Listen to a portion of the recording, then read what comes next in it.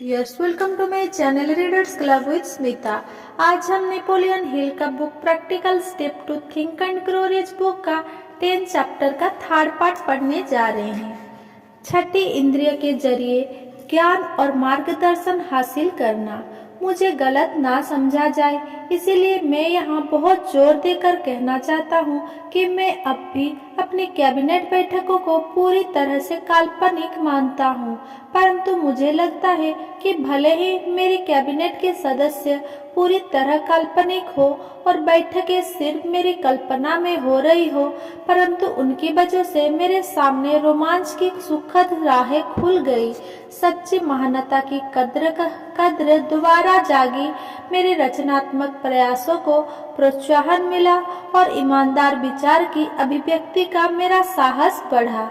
अदृश्य परामर्शदाताओं के साथ अपनी बैठकों में मैंने पाया कि छठी इंद्रिय के माध्यम से मुझ तक जो ज्ञान और विचार आते हैं, मेरा मस्तिष्क उन विचारों को ज्यादा ग्रहण करने की स्थिति में है। मैं यह सत्यनिष्ठा पूर्वक कह सकता हूँ कि मैं प्रेरणा द्वारा मिले विचारों, तथ्यों और ज्ञान का पूरा श्रेय अपने अदृश्य सलाहकारों को देता हूँ।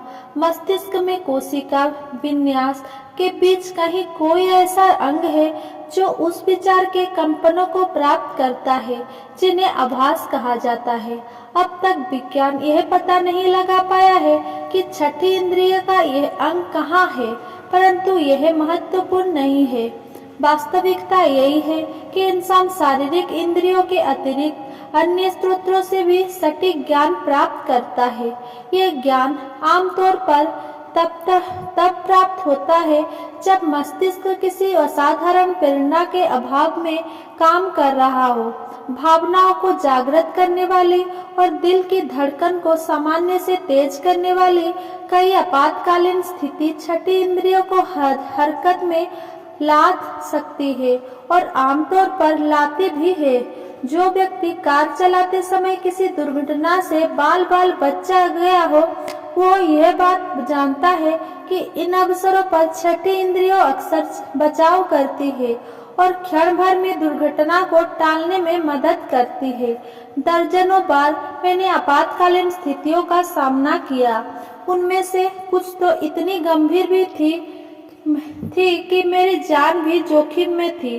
किसी चमत्कारिक शक्ति ने मुझे इन मुश्किलों के पार निकलने का मार्गदर्शन दिया, जो मेरे अदृश्य सलाहकार के प्रभाव की बदौलत संभव हुआ। जो भी आपातकालीन स्थिति भावनाओं को उत्तेजित करती है, छठी इंद्रियों को हरकत में ले आती है। काल्पनिक लोगों के साथ बैठकें आयोजित करने का मेरा मूल मकसद सिर्फ यह था कि मैं आत्म सुझाव के सिद्धांतों के द्वारा अपने अवचेतन मस्तिष्क को वो निश्चित गुण प्रदान करूं जो मैं हासिल करना चाहता था। पिछले कुछ वर्षों में मेरा प्रयोग बिल्कुल ही अलग राह पर चल पड़ा। अब मैं अपनी या अपने ग्राहकों की हर कठिन समस्या अपने काल्पनिक परामर्शदाताओं के पास ले जाता हूँ। परिणाम अक्सर आश्चर्यजनक होते हैं। हालांकि मैं परामर्श के इस स्वरूप पर पूरी तरह निर्भर नहीं हूँ। महान लीडर्स और छठी इंद्रिय। Napoleon, John of arc, Isa Masih, Buddha, Confucius और मोहम्मद जैसे लगभग सभी महान लीडर छठी इंद्रियों को समझते थे और संभवतः इसका निरंतर इस्तेमाल करते थे। उनकी महानता का एक बड़ा कारण यह था कि उन्हें इस सिद्धांत का ज्ञान था। हेनरी फोर्ड बेशक छठी इंद्रिय को समझते थे और इसका व्यवहारिक इस्तेमाल करते थे।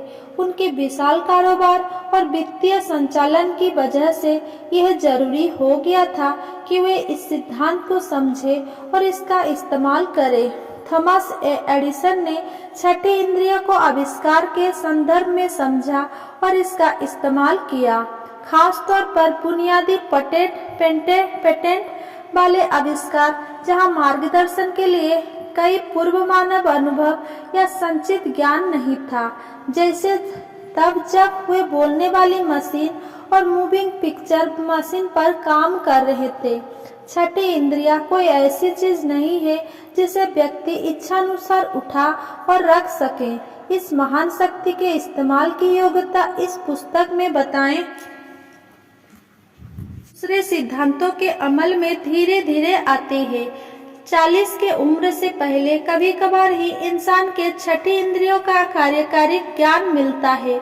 अक्सर ज्ञान 50 साल की उम्र के बाद मिलता है, क्योंकि छठी इंद्रिय आध्यात्मिक शक्तियों से की करीब तौर पर स्तब्ध है और वे तब तक परिपक्व नहीं होती या उपयोगी नहीं बनती जब तक कि ध्यान, स्वपरीक्षण और गंभीर विचार के वर्षों से ना गुजरा जाए। आपने गौर किया होगा कि ये अध्याय पढ़ते समय आप मानसिक उद्दीपन के एक ऊंचे स्तर तक उठ गए थे। शानदार।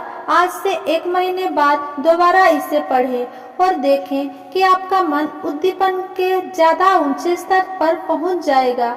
ये अनुभव समय समय पर दोहराएं। इस बात की चिंता ना करें कि उस समय आप कितना ज्यादा या कितना कम सीखते हैं, और अंततः आप खुद को किसी ऐसी शक्ति का स्वामी पाएंगे जिसके सहारे आप हताश को दूर फेंक देंगे, डर पर विजय पा लेंगे, टाल मटोल से उबर जाएंगे और अपनी कल्पना का खुलकर लाभ लेंगे।